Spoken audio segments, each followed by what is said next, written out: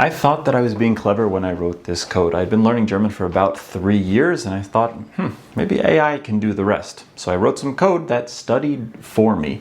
I just gave it my current vocabulary based on 12,000 Anki note cards that I had created and learned. And then this code watched the videos and read the books for me and created the perfect curated list of words and expressions and phrases that I should then learn on my own. And that worked until it completely undermined this AI shortcut and exposed a much larger and more insightful truth about language learning. Let's start with a basic answer to the implicit question here. No, AI can't learn a language for you. Even the basics of a language require a lot of work, and outsourcing that to ChatGPT and assuming that you'll get some sort of a USB stick to plug into your brain is not going to happen, at least anytime soon. And that was not my goal in writing this code. It was just to speed up and make the process more efficient for learning German. The concept behind the code that I had written was simple enough. Let's take a snippet of a conversation or a YouTube video or a part of a book and compare all of the unique words against a list of the words in German that I already knew. I had been learning German long enough that the challenge that I was trying to solve for was that it would take me sometimes 30 minutes or 45 minutes of watching or reading something just to learn 5 or 10 new words. My question became, why not at least partially automate that process to get the words a lot faster from content that I would enjoy? Essentially, let's give a computer great content and let it spit out the words that I would have learned if I had enjoyed it. As a side note, this did not replace the time that I was spending with German. I still kept reading books and watching movies and listening to great podcasts. The thing was, I was plateauing, so the pace of my growth couldn't be matched by my enjoyment of the language. I began the process by feeding video transcripts into this code. The transcripts were usually a few thousand words, maybe 500 to 700 total unique words.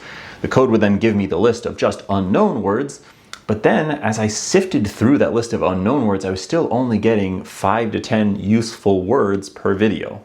Let's take a quick video from YouTuber Alicia Joe as an example, since that should have a number of words that would be good to learn. Was kommt als nächstes? Ein Ziegenopfer fürs Tomatenbeet. Here are the most used words. Now let's remove any words that I already know, and boom, here's the list I can sift through to see what unknown words are useful. The results of this video from Alicia Joe are not unique. I could infer the meaning of roughly 80% of these theoretically unknown words because I recognize them from other German words or they were English loanwords.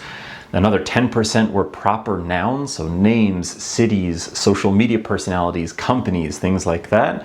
And then the last 5 to 10% were those truly valuable new words that I could work into my study routine. But that means that I was throwing away 90 to 95% of the words in any piece of content because I already knew it. When I started, I was loading content into this algorithm based on what was relevant to me and interesting. So current events, history, birdwatching, science, and I was skipping out on topics that didn't relate to me, like makeup tutorials. I thought that if I did this with enough videos per day, it would be like panning for gold. As long as I loaded in enough raw material, then I would get those new words and my vocabulary would continue to grow. As I did this for dozens and then hundreds of YouTube videos, I realized that the 10% of proper nouns that I'd originally overlooked was actually much more enlightening than I had initially seen. And that's when I realized that language becomes synonymous with culture.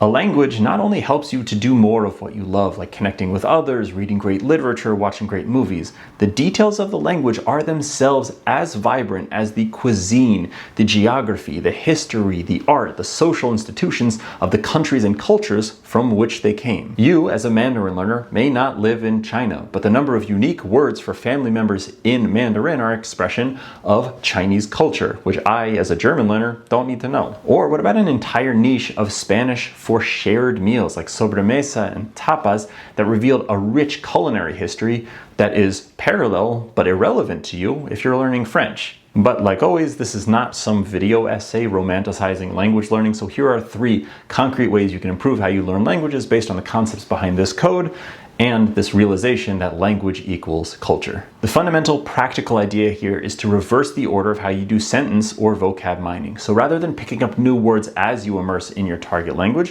what you can do is you can look at a curated list of words and phrases ahead of time and then reinforce those with what you're watching. There are plenty of YouTube channels like Easy German, which I highly recommend, that offer vocab lists for specific videos so that you can learn the words ahead of time and reinforce them as you're watching. The same thing also applies with streaming streaming platforms, for example, LingoPie integrating with Netflix and with Disney+.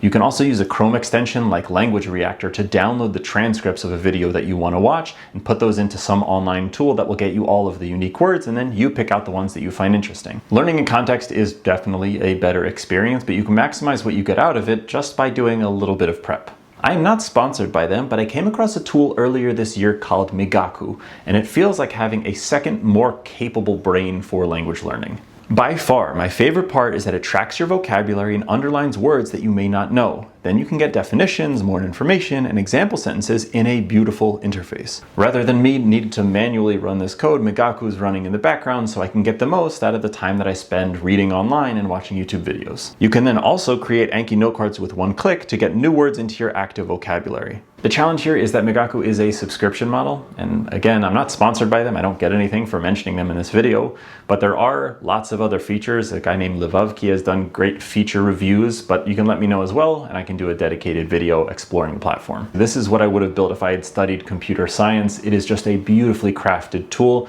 with a great set of features for language learners, and I think is worth exploring more. The last practical point to hammer home is that you have the language side and the culture side, and both of those represent infinitely tall stacks of things that you can learn based on what you're interested in. You don't have to learn the intricacies of a potentially international culture that's there, and you don't need to bore yourself to death with the intricacies of grammar if that's something that just bores you to death. Once your skills in another language become self-sustaining, let your interests and your needs guide you, whether that's connecting with other people, exploring hobbies, exploring history, literature, whatever it is, all in another language, and that can happen a lot sooner than you might expect. It's been a while since I've done a dedicated video on this, but remember that Zipf's law gives you an ever-increasing horizon of new things that you can learn and explore within a language. The big caveat that I'll throw into all of this is that the notion that language is synonymous with culture is a double-edged sword, because you get to see the richness of the language and the culture that produced it. Over time, you no longer filter the culture through the excitement and sexiness of the learning process for that new language. This, of course, comes up in many languages, but reminds me of comments I've seen for Japanese learners saying that they've spent a few years with the language, and only after they've gotten proficient with the language do they realize that they ignored portions of the culture that they're deeply uncomfortable with. I'm sure that a lot of people have undergone this same process with American culture and learning English.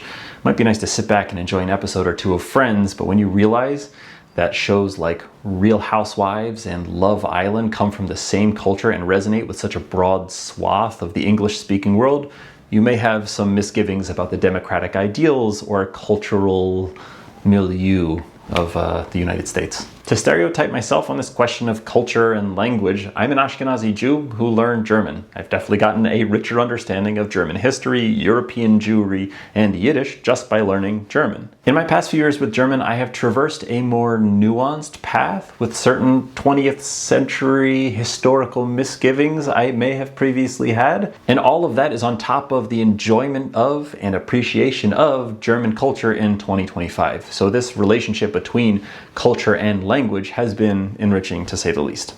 As we get to the end of the year, I'm also glad to share that I'm going to begin with a new language in 2026, and that will require some prep work in December. More on that in upcoming videos, but I wanted to plant that seed in case you wanted to join in and make this more of a community feel. I've also got more data science meets language learning videos in the works, so subscribe if you haven't done so yet, and I'll catch you in the next one.